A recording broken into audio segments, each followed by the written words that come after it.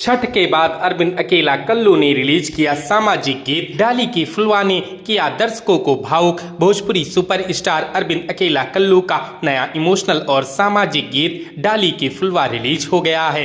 अपना माटी YouTube channel पर अपलोड होते ही यह गीत फैंस के बीच में छा रहा है। भोजपुरी सिनेमा के सुपरस्टार अरविंद अकेला कल्लू ने एक बार फिर अपने फैंस के दिलों को छू लिया है। आज उन्होंने अपना नया गाना डाली की फुलवा रिलीज कर दिया है, जो रिलीज होते ही यूट्यूब पर छा गया है। गाना लगभग 2 घंटे पहले अपना माटी यूट्यूब चैनल पर अपलोड हुआ और कुछ ही समय में इसे 800 से ज्यादा व्यूज मिल चुके हैं। डाली की फुलवा एक सामाजिक और भावनात्मक गीत है जो लोगों को सोचने पर मजबूर कर देता है। अरविंद अकेला कल्लू का यह अंदाज फैंस को खूब पसंद आ रहा है। गाने के बोल चंदन यादव ने लिखे हैं और इसका संगीत जेपी तिवारी ने दिया है, जो गाने को एक अलग ही एहसास देता है। गीत की धुन धीमी और दिल को छू लेने वाली है, जो सुनने वाले को भीतर तक भावुक कर देती है। अरविंद अकेला कल्लू अपने डांस और भक्ति गीतों से फैंस का दिल जीत लेती हैं, लेकिन इस बार उन्होंने